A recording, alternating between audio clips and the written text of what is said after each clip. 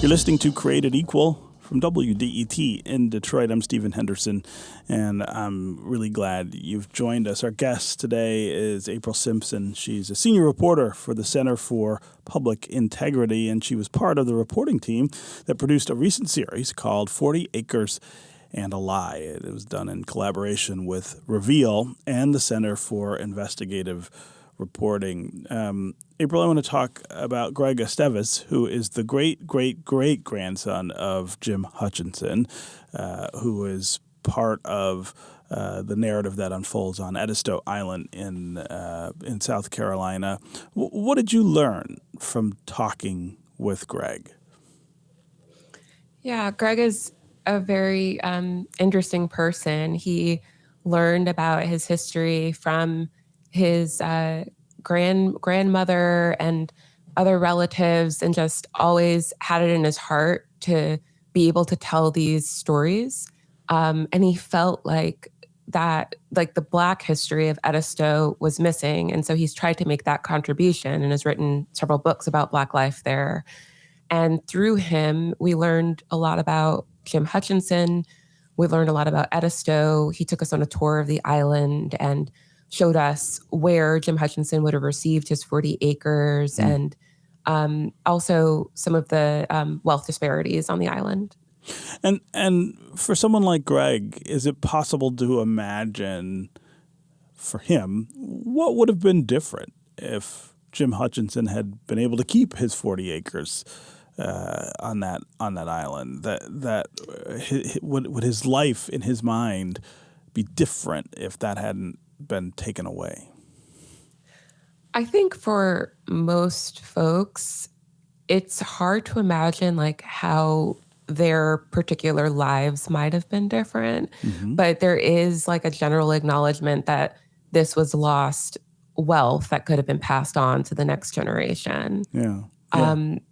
Yeah. So, yeah. I mean, I guess the reason I ask is because they have this example in their own community and technically in their own family. I mean, they have this white family, the Jenkins family, that got that land, or maybe not exactly that land, but some of that land back, and has done so much better. I guess I'm trying to assess how kind of front and center this transaction and the difference in what plays out in their lives is in their minds.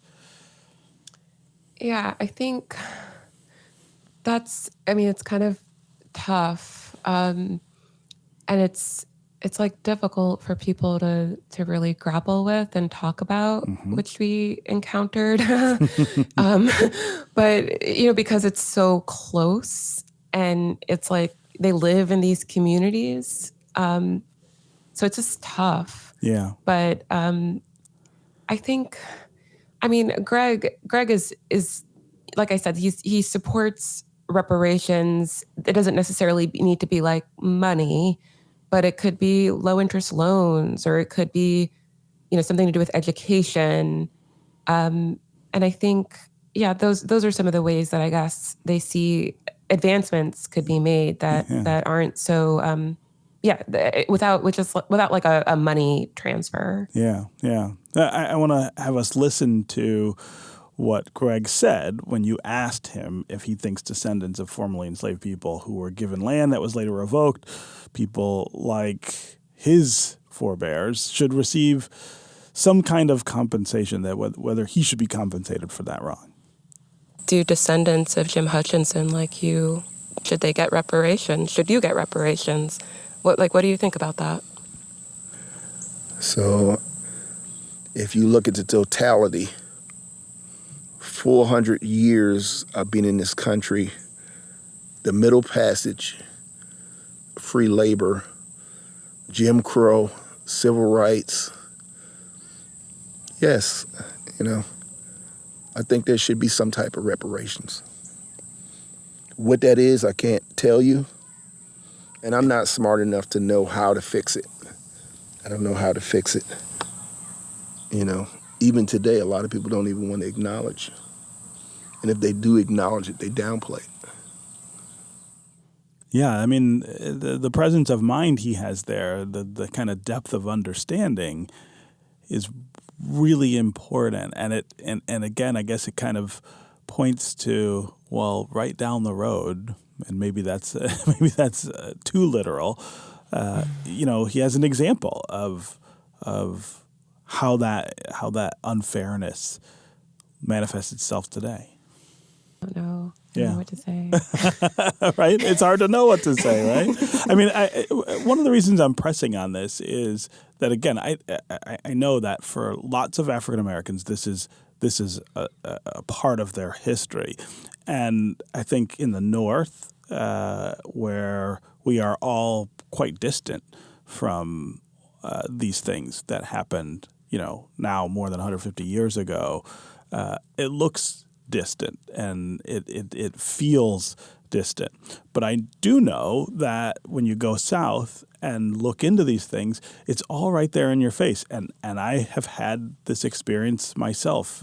My dad's family is from Natchez, Mississippi, which was one of kind of the heart of the slave trading that went on in the west of the country at that point. And I've done some of the research to kind of trace back to where our family is from. And the Hendersons of Natchez, the white Hendersons of Natchez, were a very, very wealthy family pre-Civil War.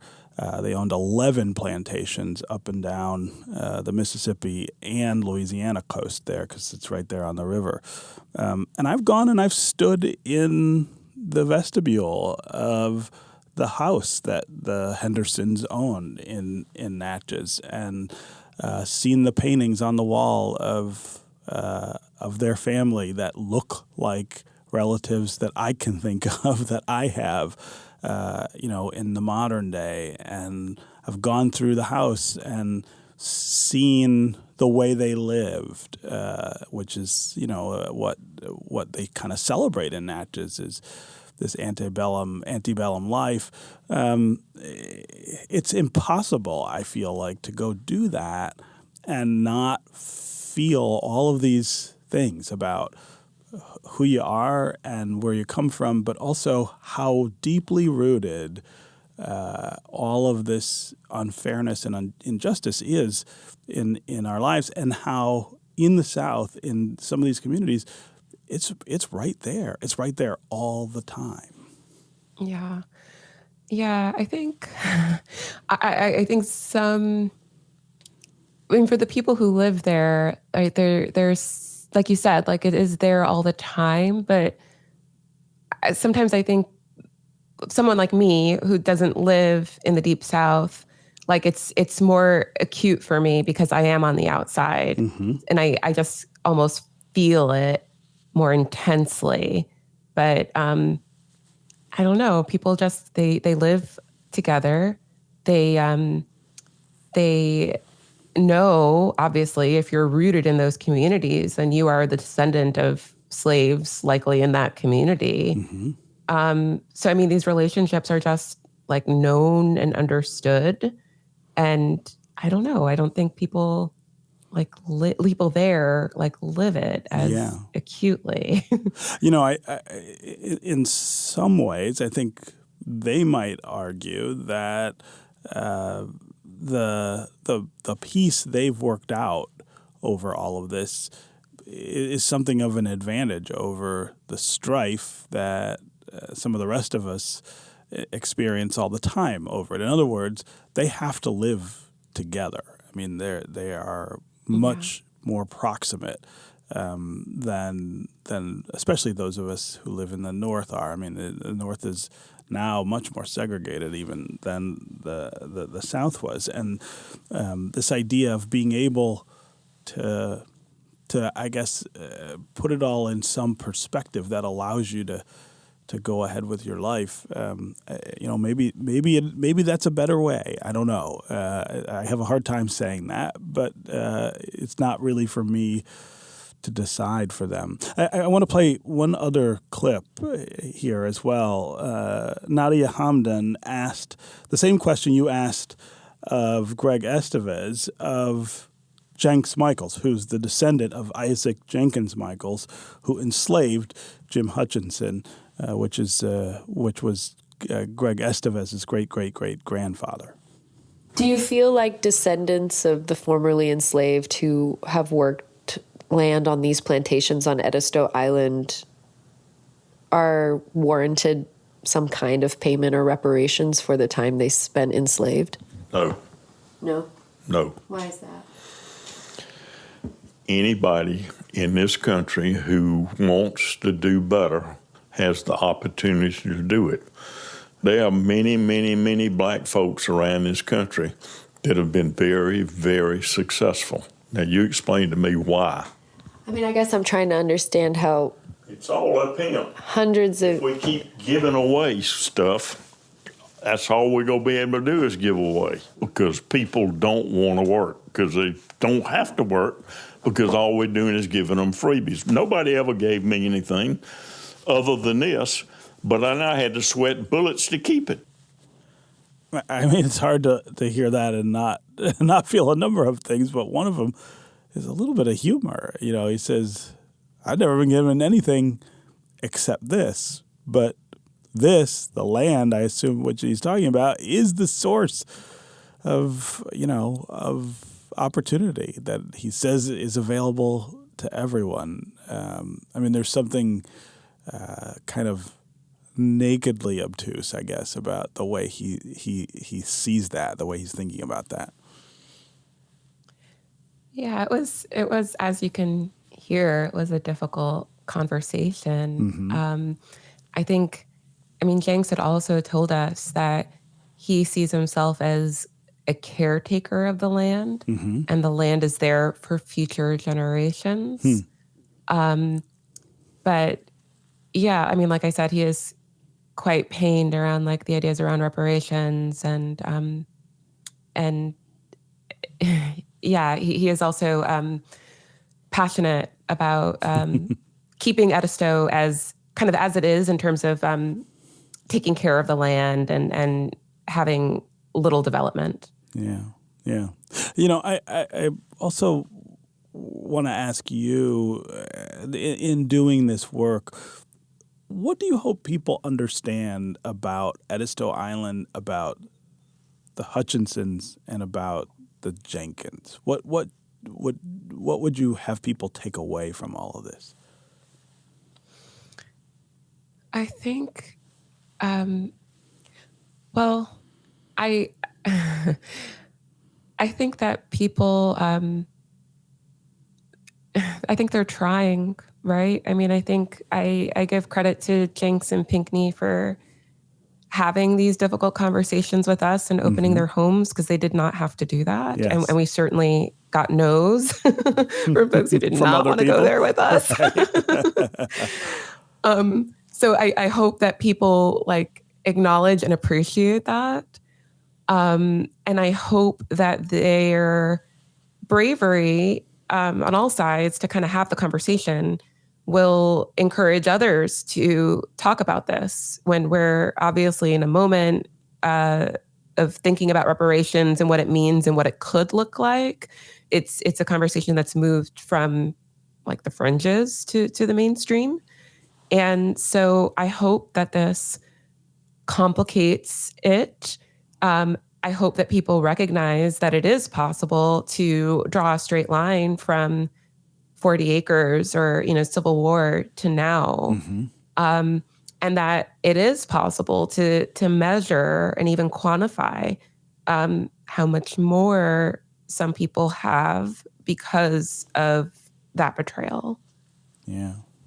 Okay. April Simpson, wonderful work, and it was really delightful to sit and talk with you about 40 Acres and a Lie. Thanks so much for joining us on Created Equal. Yeah, thank you so much for having me.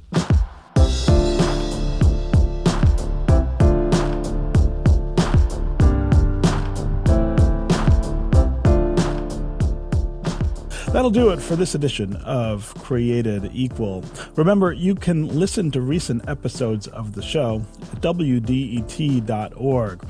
Check us out on Apple Podcasts, on Spotify, or wherever you listen to podcasts. And while you're there, don't forget to subscribe and to rate the show. You can also leave us a review.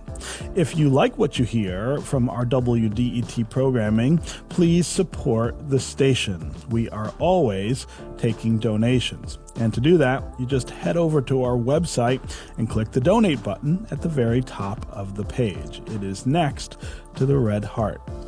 Created Equal is produced by Carrie Jr. II and David Lines. Our audio editing is by Connor Anderson, and the music is by Sam Bobian. Additional support for the show is provided by Justina Giglio and Madison Ganzak. Our digital team is David Kim, Jenny Sherman, and Sophia Joswiak. Our program director is Adam Fox. Created Equal is a production of WDET, a listener-supported service of Wayne State University.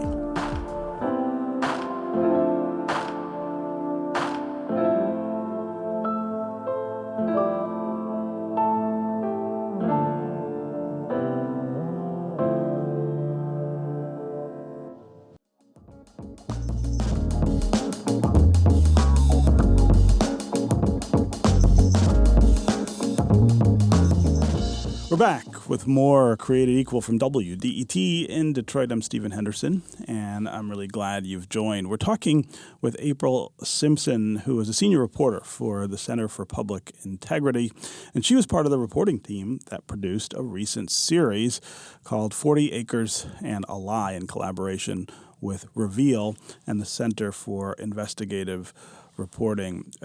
April, I want to start here with the article you wrote that was called Blood and Soil and is part of this series. In the last segment, you referenced the work that you did on Edisto Island in South Carolina. I want to start with what led you there and just an explanation of what kind of place this was at the end of the Civil War. Okay, so we ended up on Edisto because we were combing through these logs and land titles from the Freedmen's Bureau of folks who had received land through the 40 Acres program. And Jim Hutchinson's name was at the top of one of these logs of people who received 40 acres in Edisto. And as we were identifying these folks, we were doing genealogical research to try to identify their living descendants. And Jim has a number of living descendants on Edisto. And so I contacted one of them through Ancestry, and that's kind of how we ended up there. But I mean, Edisto, it's a beautiful place. It's full of rivers and tributaries and marshes, and it's kind of untouched. It's like basically a bit of a distance from the main road. Mm-hmm. Like it feels isolated. But at the end of that main road, there is a beach called Edisto Beach that is, touristy. It's very popular over the summer. I mean, I don't live there, but just in my reporting and being there, it also felt pretty segregated. Granted, Edisto Beach is not Edisto Island, but I mean, it's like predominantly white. Whereas you just don't see many Black people in Edisto Beach. What's interesting too is that during the Civil War, many plantations in Edisto, there are a number of plantations in Edisto now, but it was a largely Black island. There were something like 5,000 people there, and 300 were whites, and the rest were enslaved. And today it's quite different. The Black population is much smaller. And, we found looking at census data that there is a big disparity in wealth and between Black and white in Edisto. Yeah.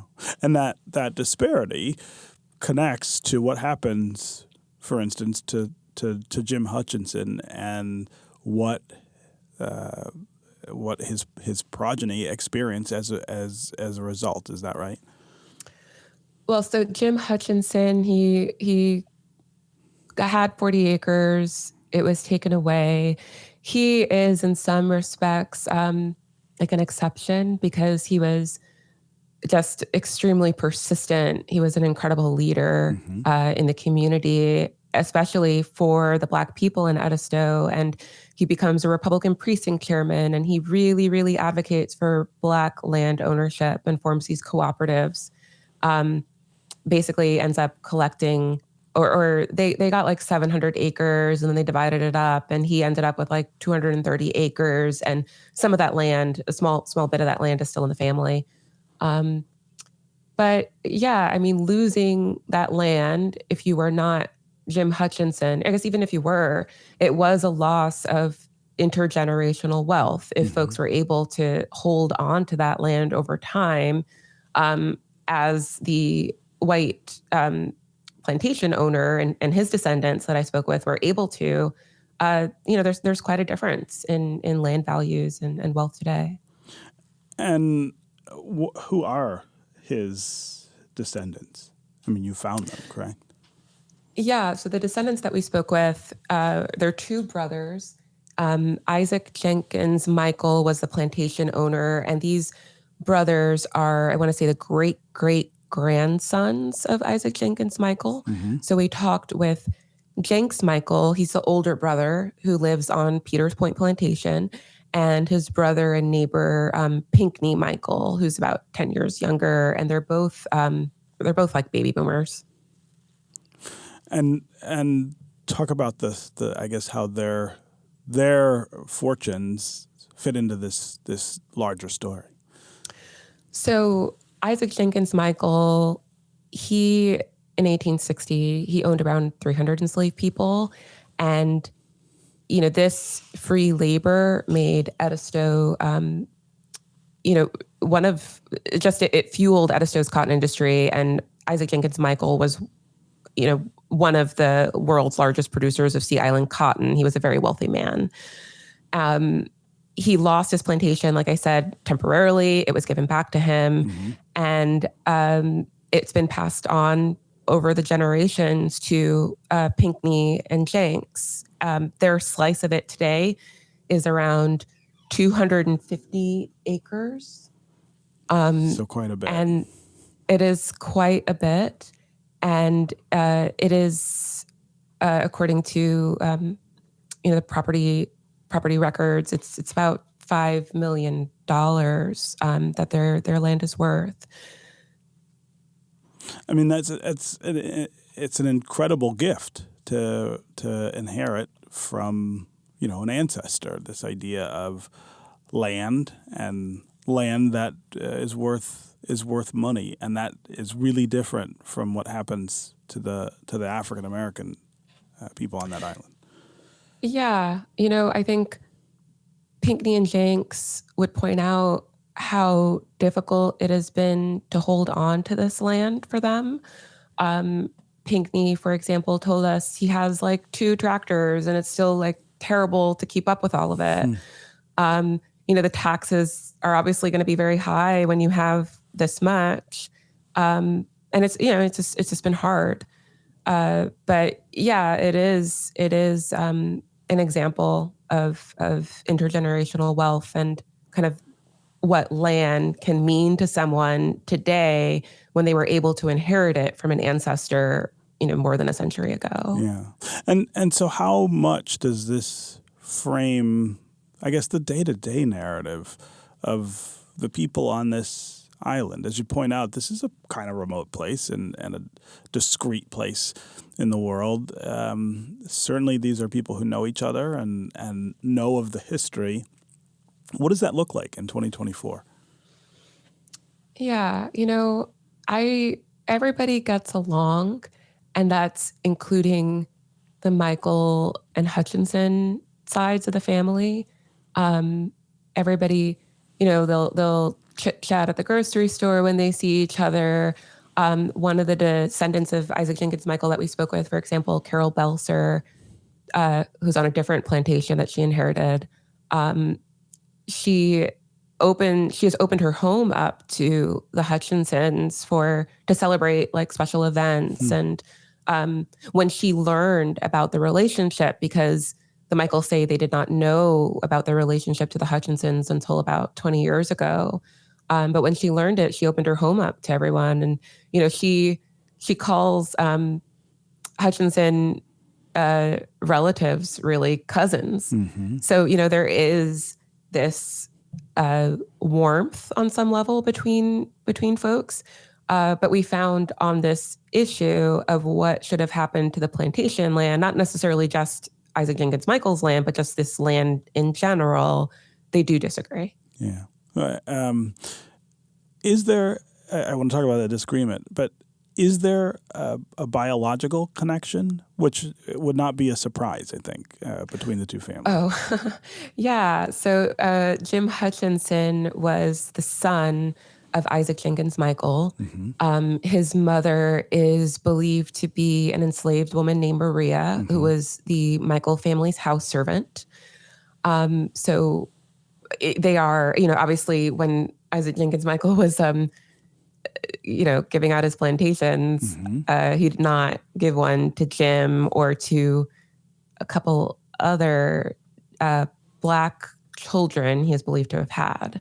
But yes, they are related. They are related. Essentially one family. Yeah, and that's as I said, that's very common in the South, and it was of course very common pre-Civil War.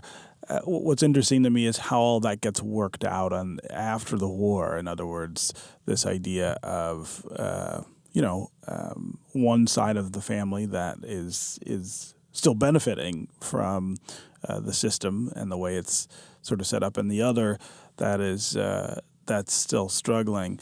But let's talk about the differences that they have today and how those play out. Yeah, so I guess I wouldn't say the Hutchinson descendants are struggling. Like they've done pretty well for themselves. Yeah. I mean, obviously, there is something to be said for how much more Pinckney and Jenks have because of this land inheritance. Yeah, and I guess when I said struggle, I was thinking about at the time, right? Okay. Back when this land gets taken back or given even in the first place to the African Americans, they're left to their own devices. Is that right? To make up for this loss of land and wealth. Yeah, they are. And I mean, like I said, Jim Hutchinson, he was quite an exception and a leader in being able to organize folks to acquire land. But they had to do it as a collective, right? Like they had to pool their resources to be able to buy something and then divide it up among them. And the acreage was much smaller than what the Michael descendants at the time would have inherited. And we looked at an 1880 census and we compared what Michael said he owned to what Jim Hutchinson had owned. And it was something like the Michaels had, or Isaac Jenkins Michael had, like 100 times more than Jim Hutchinson. So, even after the war, this isn't like a great reset, right? Like people are still at quite a disadvantage. Yeah. So back to the present day and the differences between the two families, and I guess the difference of opinion about what happened and what that means. Yeah, so of the 230 acres that Jim acquired back then, there's only about 6 that is firmly within the family. There is a good number of acres that are in heirs' property. And then there's some lots that were sold over the years. So we talked with, for example, one descendant, Patty, we call her Aunt Patty, who lives on some acreage Jim Hutchinson was able to acquire and built a house there and is just, obviously like very proud and feels close to her ancestors being in that place. But then there is obviously like quite a difference. Like I said, with the Michaels having like Pinckney has 180-ish acres and Jenks has about 70 acres. And is this a dispute, an ongoing dispute in this family? I wouldn't say it's an ongoing dispute. No, I mean they get along. They socialize. There was a woman who passed away, Emily Meggett, who's a descendant of Jim Hutchinson, who was like, I would call her like a bridge. She passed away last year, but she is someone who is beloved and held in high regard by both sides of the family. So it's certainly not like a daily gripe, I guess. But if one, as we did, like drills down and talks to them about this issue, it is certainly something they see differently and disagree with, and also disagree on reparations conversations today. Yeah. Is there an acknowledgement by the Jenkins family that they were beneficiaries of racial privilege, white privilege, that gives them so much more today than the Hutchinsons have? I mean, is there an understanding on their part that this is due to that imbalance? Depends on who you talk to. Yeah. I think what's kind of interesting between both sides is that they're very representative of all the different kind of reparations arguments that we hear today. So I think, on the Hutchinson side, there is general agreement, not necessarily on the method, but general agreement that reparations are owed. And then Pinckney, the white descendant of Isaac Jenkins Michael, he is very is forthcoming and very he certainly acknowledges that he has benefited from the Civil War, from being a white man. He agrees with reparations, but just not for slavery. His feeling is, how would you even go about that? How would you connect something to 40 acres or to slavery that was so long ago? But he feels like the Civil War, that was a breaking point.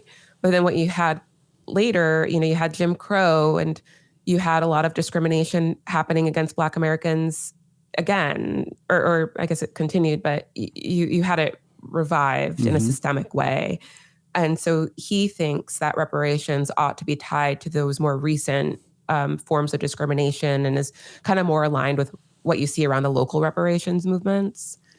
But his older brother, Jenks, he is conservative and he does not agree with reparations. He is actually quite pained by what he sees as the situation in this country. He says, if we continue to give stuff away, that's all we're going to be able to do is give away. And he says that a lot of Black people have done quite well. And, why is that? They've done well. So what do we need to give some form of reparations about? Yeah. Right. Wow, that's fascinating. Okay, we need to take another quick break, and when we come back, we'll continue this conversation with April Simpson about 40 acres and a lie.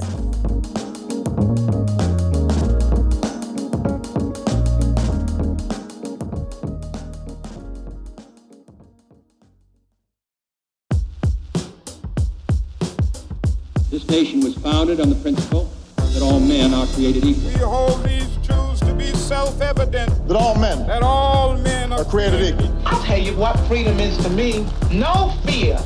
I mean, really, no fear. Created equal. From WDET in Detroit, this is Created Equal. I'm Stephen Henderson, and I'm here in the studio with the show's producer, Kerry Jr. II. So I want to ask you a quick question. You often talk about your family from Natchez, Mississippi, and going back down there and seeing the land that the white Hendersons owned. Have you ever looked into whether or not your family inherited any amount of land from the government after post-Civil War era, after slavery was abolished?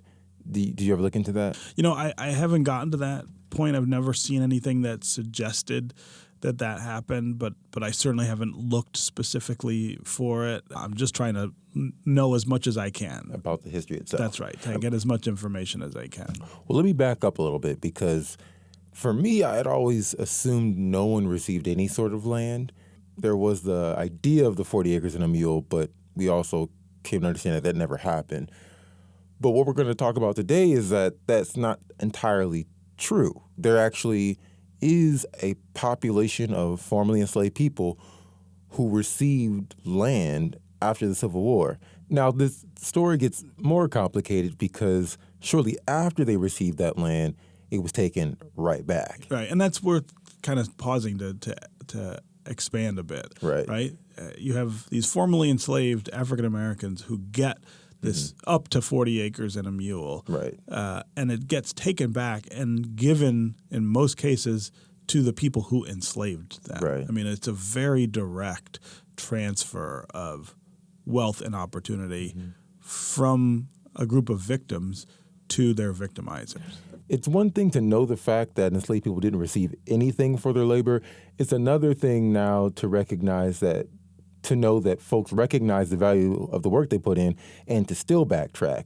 There's an audio series produced, reported, and distributed by Mother Jones, Reveal, and the Center for Public Integrity that tells the story of this program, this government program that gave folks their land, and tells the story of the descendants of both the enslavers and the enslaved today and the impacts of that kind of fake out. Yeah. And in this podcast, they're talking about a very small community in South Carolina where one family, a white family, and the enslaved people that they owned all lived together and have since before the Civil War. Today, of course, they have their own separate plots of land, but they have to figure out how to live together. They have to figure out how to manage together with this terribly unjust history that exists between the two of them. Sounds complicated, like living with an ex-partner. That's kind of how it even feels. More so, right? Right, well, probably worse. An ex-abuser. Right. How do you figure out what that looks like? And I'm really looking forward to talking with April Simpson, who is one of the reporters who worked on this for Reveal and the Center for Public Integrity. It's called 40 Acres and a Lie, which is a wonderful title, as opposed to 40 Acres and a Mule, which is what African Americans were promised. But I really am curious about how you get people to talk about this, of course, but also what they say. How do they explain how this plays out in their lives every day in 2024 with all of this history between these two families?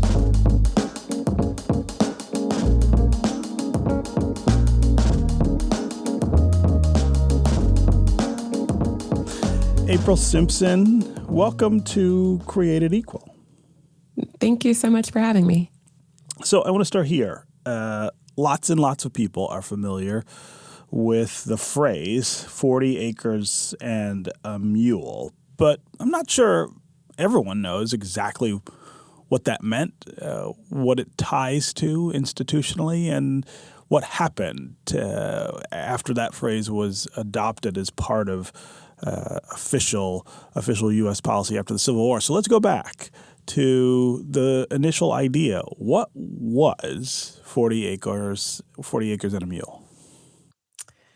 Yeah. So, I think our team also didn't fully know or understand kind of what 40 acres and a mule meant. Like it's always been out there as this loss of Black Americans. It's used as like a term of a guiding light or guiding force among a lot of reparations advocates. But I think a lot of us don't really understand what it means. So during the Civil War, the Union Army, General Sherman, they're marching towards Savannah. And, when they take over the city, there's this question of what are we going to do with all these formerly enslaved people? A number of them had followed General Sherman into the city, and nobody knows what to do. So the Secretary of War has Sherman meet with a group of Black ministers and faith leaders and he asks them, what do you want? What do you need? And one of them tells him, we want land and we want to be left alone. And that's how these orders came about. It was decided that land between Charleston and the St. Johns River in northeastern Florida or around Jacksonville, 30 miles inland, would be set aside for this order. The land would be divided up into plots up to 40 acres and given to the head of a family, basically, a newly freed person. And this would be an opportunity for them to start their lives and to do so without the interference of white people. Yeah, yeah. So let's talk about this land. Where did this land come from? Whose land was it before it was decided that it would go to newly freed African Americans? This was largely the land of former plantation owners, a number of them Confederates who had fled during the war or evacuated during the war. And this was their land that the Union had seized and was going to cut up and give to these formerly enslaved people. Yeah, yeah. So let's go from there to this discovery at the Freedmen's Bureau at the National Archives, which reveals that more than 1,200 formerly enslaved people were given land under this policy. What happens when this takes place? So formerly enslaved people, they're given land under this policy, and a lot of them start their lives. I mean, in some cases, they started planting, they started building communities, having community leaders and local governments. Some also didn't have an opportunity because this program unravels so quickly. A lot of folks weren't able to do much with the land that they had been given. And it unravels because there's a pretty violent and insistent backlash. Isn't that right? Yes. I mean, so President Lincoln, he's assassinated. He did support this program, but then Andrew Johnson takes over and he did not. And the program quickly unraveled after that. So, basically more than a year passed and there was this battle over who is going to take over this land, whether it's going to be the former Confederates or the formerly enslaved. And there's a lot of back and forth. So there's legislation that is needed to codify Sherman's field orders into federal law because, this was a wartime order. It needed Congress's support. And, a bill comes, Congress passes it, but Johnson vetoes it. Meanwhile, the Freedmen's Bureau is resisting. Generals like Howard and Saxton, they're resisting and they are saying, no, this property belongs to these emancipated men and women. But Andrew Johnson, he's pardoning people all over the South, and those pardons basically enabled folks to get their land back. And by the time Congress takes up another Freedmen's Bureau in the summer of 1866, most of the land had been returned to the former slave owners. Yeah. So to be clear, in many instances, newly freed African Americans get this land and then literally have it taken from them and given back to the people who enslaved them. Yeah, that's exactly it. And some of these folks, like the plantation that I reported on in South Carolina, there were a couple of names who had received plots, 40-acre plots on that plantation, and then end up, obviously that land is taken away, and then they end up signing work contracts with the plantation owner when he returns. You have other folks who were given land on the plantations where they were enslaved, and then, they're given the option, or sometimes they were forced to sign work contracts with some of these former plantation owners. And Others, moved on for better opportunities. Yeah. Yeah. I mean, I want to kind of stop and linger on that point a minute. I mean, all of this comes out of this desire, as you put it earlier, to be left alone and to be given essentially a franchise to build something of their own, these newly freed Americans. And what ends up happening is that they're put under the thumb, literally, of the people who had enslaved them before. Yeah, land ownership has been something that is so critical to this country, and I think even now, a lot of the folks who are like leaders in our communities tend to be landowners. Mm-hmm. And I think when we even think about like economic inequality, we also think about land ownership. That's right. and Black land loss. So, I mean, this was huge. And there are instances of resistance, right? Like there was violence that had broken out in parts of the South as a lot of these former rebels returned, and they found, these Black folks on the land. Like we read about a Freedmen's Bureau agent who wrote a letter about a 12-year-old boy that had been battered and bruised by his former master who had driven him off, helpless and hungry, the letter said, to find food and shelter as best he could. There's also instances of armed members of what was the Ogeechee Home Guards in Georgia. They revolted and several of them landed in jail. And, a lot of folks refused to work for their former enslavers. Yeah, yeah. I also want to talk just a little about this time period because I think it's hard for us in 2024 in America to quite picture the level of chaos and uncertainty that unfolds after a war between the states. And quite literally, that means a war between neighbors and families and all kinds of people who really knew each other.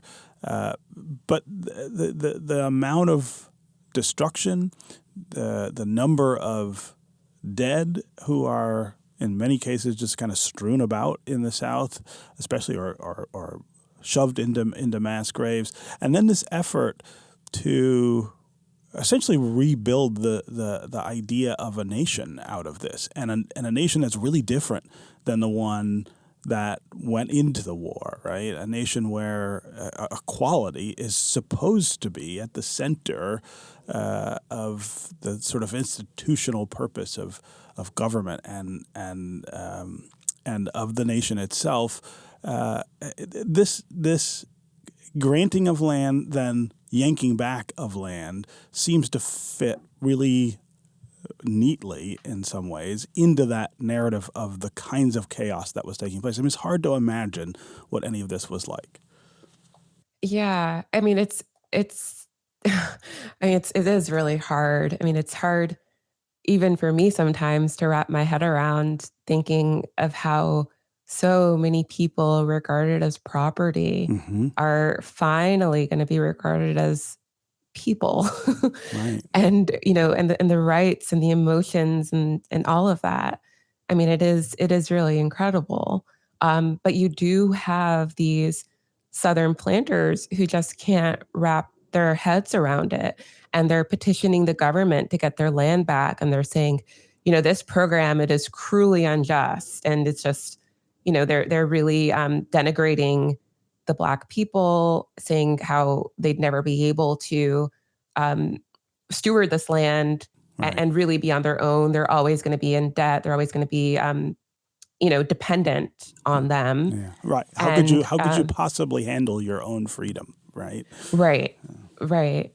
Yeah. It's incredible. And I mean, there were PR campaigns essentially going on. I mean, one of the methods under which this unraveled is that Andrew Johnson sent a couple generals down to the South to finally put this like back and forth basically between him and the Freedmen's Bureau to rest. And around that time, there are these reports coming out in newspapers of how,